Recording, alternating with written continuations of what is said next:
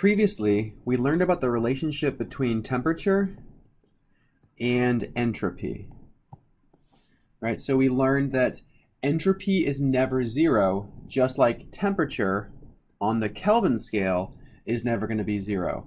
So we start at some point on the entropy temperature scale, and as the temperature increases, so does entropy. And that's because the energy that is produced when the temperature is increased ends up becoming entropy within a molecule. That energy is stored in a molecule. And we said that once we reach this special temperature, which we defined as our melting temperature, we see a jump in entropy because we're converting our solid into a liquid. Okay, so then once we start increasing the temperature of our liquid, we see an increase in entropy again, and that's because the temperature, the energy as we increase the temperature again goes into those molecules and is stored in the form of entropy. Once we reach this second important temperature, the boiling temperature, we see another jump in entropy. And that's because at this point, the liquid is becoming a gas. And then finally, any additional energy we add into this system increases the entropy as well. So we have this continuous increasing trend as entropy increases, as temperature increases.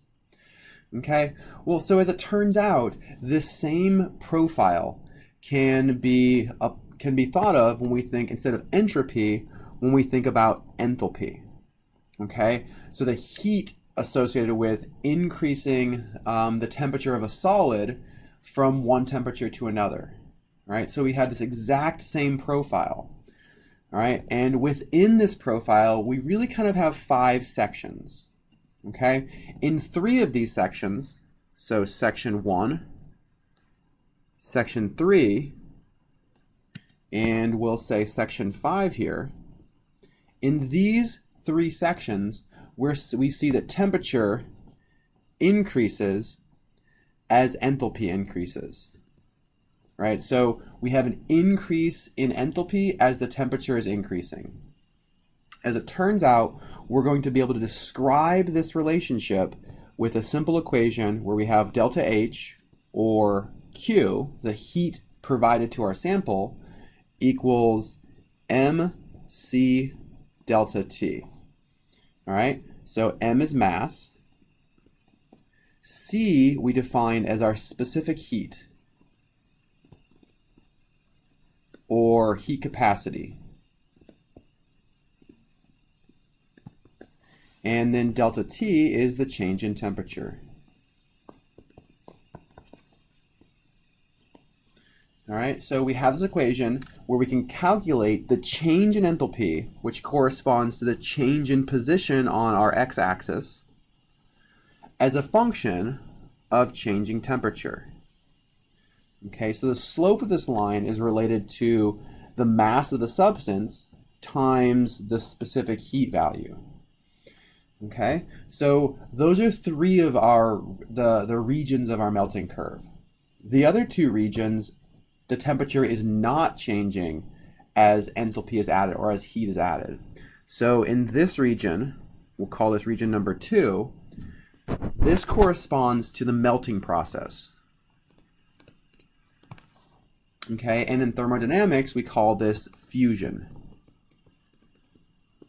So we can actually very easily determine the heat associated with this by looking up the delta H of fusion for a specific substance. This is going to be the amount of heat that's required to melt exactly 1 mole of a sample. Okay, we can think of the same thing when we're converting our liquid to a gas. So here, the 4th region, this is the vaporization region.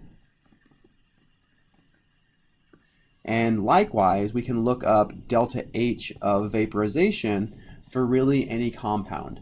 This is the amount of heat that's required to break apart all of our intermolecular forces to convert a liquid to a gas. Okay? So a quick review of these 5 regions. In the first region here, so region number 1, we are heating a solid. Okay, we are increasing the temperature of a solid. In region number 2, we're converting our solid to a liquid. In region number 3, we are heating our liquid. In region number 4, we're converting our liquid to a gas. And finally, in region number 5, we are increasing the temperature of our gas. Okay, so we have 5 regions. Each of these 5 regions correspond to either heating a phase of matter or converting a sample from a liquid to a solid or from a liquid to a gas. All right, in the next 2 videos, we'll explore this equation a little bit more, right? So the heating part of these, like the parts of the curve where we actually are changing temperature. And in the other video, we'll explore these phase transitions a little bit, where we're converting our sample between phases.